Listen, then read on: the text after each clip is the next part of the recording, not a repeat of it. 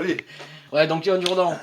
Ouais. Mardi prochain, donc Girondin, match Girondin-Toulouse à Armandie, organisé par le SUA Foot, dont vous êtes le président. Comment se prépare l'organisation d'un Paris match? Parce que j'imagine que dans le contexte actuel, c'est pas très simple à organiser. Non, c'est une organisation classique avec 80 bénévoles qui vont être mobilisés voilà, pour assurer la sécurité dans le stade, le placement, les entrées, etc. Le bon fonctionnement des guichets, ça c'est classique. Et se rajoute une couche supplémentaire avec la contrainte sanitaire et le coronavirus, des obligations voilà, de sensibilisation des visiteurs, de port de masque obligatoire, de faire en sorte qu'il n'y ait pas d'attroupement au niveau des points de buvette de restauration, de placer les gens dans les tribunes pour respecter la distanciation sociale. Bon, là, on a l'avantage d'être sur un stade grand, avec 11 000 places assises pour une jauge de 5 000. Donc voilà, ce sont quand même des contraintes. Comment, euh, comment vous avez fait pour avoir ce match? Parce que on imagine que non, c'est pas facile pour une ville comme Agen d'attirer deux clubs professionnels. Dans quel contexte ce match est Bah, décidé? le contexte, c'est qu'on a réussi à présider le SUA Football. Voilà, donc je plaisante, mais le SUA Football est à Agen. Agen est entre Bordeaux et Toulouse, donc on est déjà bien placé géographiquement. Mais c'est vrai qu'après, c'est plus comme autrefois, on n'est plus démarché par des agents. On est démarché direct, on traite directement avec les clubs. On est jumelé avec les Girondins de Bordeaux. Là, on a été sollicité par Toulouse parce qu'on a des accords et des échanges réguliers avec eux. On est allé les voir l'an dernier au stadium pour nos jeunes. Donc voilà, on est sollicité parce qu'aussi je pense que le stade Armandie se prête bien à ce genre d'événements.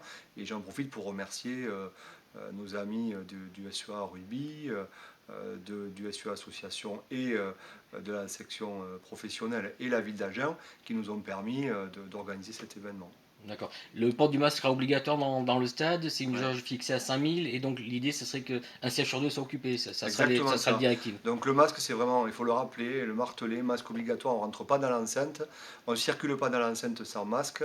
Après, c'est vrai qu'il y a une petite liberté quand on est à sa place d'enlever le masque. La distanciation, c'est simplement un siège entre chaque personne qui sont, disons, étrangères l'une à l'autre. Et ensuite, des gens qui viennent ensemble peuvent se regrouper jusqu'à un maximum de 9 personnes, moins de 10. Il y a un match professionnel de Ligue 1, je crois qu'il est aussi question d'organiser des matchs de football Ouais. féminin dans l'été, ou est-ce que vous en êtes Ben, de ce... le SUA Foot, c'est 550 licenciés, mais c'est une grosse filière féminine qu'on a développée depuis 2 ans. On va monter à 120 féminines cette année avec une équipe senior en R2, une équipe 16-18 en R2 également, et puis jusqu'aux plus petites des équipes de filles. Donc c'est important pour nous d'avoir cette image-là. Et du coup, on va monter en particulier un autre match de D1, en tout cas des Girondines, qui jouent en D1, qui ont une belle équipe, contre Rodez qui joue en D2, un peu comme Toulouse. Là, ce sera rue de Lille, sur le terrain Pierre Fernandez, le soir du 15 août, un horaire qui est encore à déterminer. Vous le disiez, vous êtes aussi président du SUA Foot, un des coprésidents. Il y a une difficulté aujourd'hui pour vous, c'est l'accès aux vestiaires.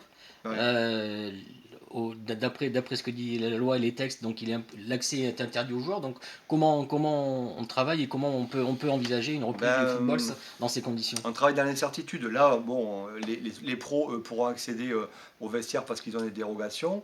Mais après, la circulaire post-10 juillet, au début, il y a eu un assouplissement. Et puis, face au risque, l'État est revenu sur cet assouplissement. Et aujourd'hui, dans les textes, mais ça vaut pour toute la France, pour tous les sports collectifs, les vestiaires sont interdits d'accès pour les sports collectifs.